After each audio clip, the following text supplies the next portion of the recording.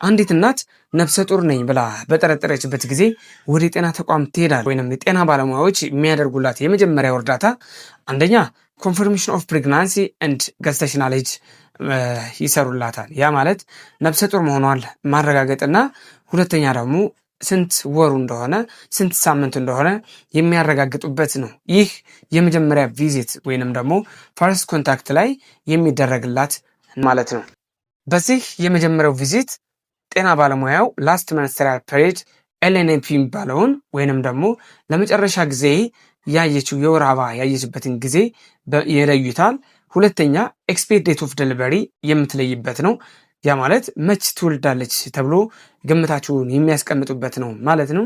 ሶስተኛው የትኛው ሳምንት ላይ ናት ያለችው ናት የሚለውንም ይገምታሉ ማለት ነው። በዚህ በፈርስት ኮንታክቷ ወይንም ደግሞ የመጀመሪያ ጊዜ ወደ ጤና ተቋም ስትሄድ የምታገኘው አገልግሎት ነው። ሁለተኛው ሂስትሪ ቴኪንግ ነው። በዚህ ሰዓት የከረንት ፕሬግናንሲው ወይንም ደግሞ የአሁኑ የእርግዝና ሁኔታ ይታያል።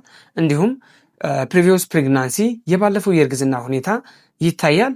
እንዲሁም ፋሚሊ ሂስትሪ ይታያል። የቤተሰብ ሁኔታ እንዴት ነው?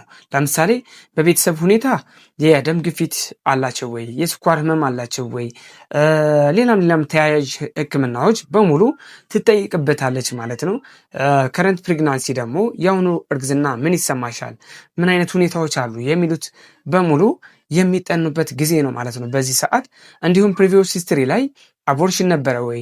ደም ግፊት ነበረ ወይ? ምን አይነት ህመሞች ነበሩ?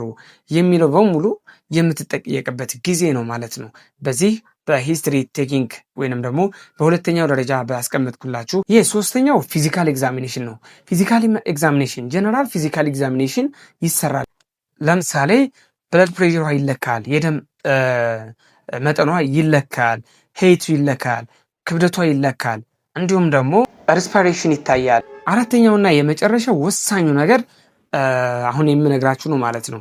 ቤተሰብ ሰብስክራይብ ያላደረጋችሁ ሰብስክራይብ አድርጉ፣ ፈለው ያላደረጋችሁ ፈለው አድርጉ፣ እኔን ስለሚያግዘኝ ማለት ነው። አራተኛውና የመጨረሻው ወሳኙ ነገር ኢንቨስቲጌሽን ነው። ላቦራቶሪ ኢንቨስቲጌሽን ይሰራላታል።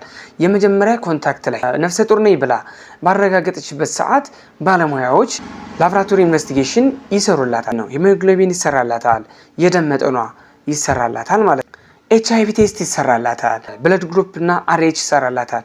የደም አይነቷን ታውቃለች ማለት ነው። ለሚያጋጥማት ነገር በሙሉ ቀድማ የደም አይነቷን እንድታረጋግጥ ትሆናለች። ብለድ ግሩፕን ካወቀች አርኤችንም ታረጋግጣለች ማለት ነው። ሾቶ ላይ እንዳላትና እንደሌላት ማረጋገጥ የምትችልበት ጊዜ ነው። ሌላኛው ቪዲአርኤል ወይንም ደግሞ ሲፊልስ ነው። ቅጥኝ ምርመራዎችን ታደርጋለች፣ ሄፓታይተስ ታደርጋለች፣ የጉበት በሽታ በሚባለው ማለት ነው።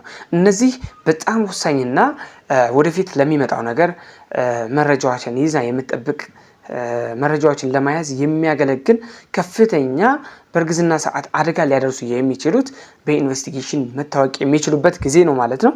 ስለዚህ የመጀመሪያ ኮንታክት ወይንም ደግሞ አንዲት እናት የመጀመሪያው ጤና ተቋም ላይ ሄዳ ምርመራ የምታደርጋቸው እነዚህን አራት ወሳኝ ነገሮች ነው። በቀጣይ ቪዲዮዎች አንዲት እናት ካረገዘችበት ጊዜ ጀምሮ እስክትወልድ ያለውን ሁኔታ የምሰራላችሁ ይሆናል።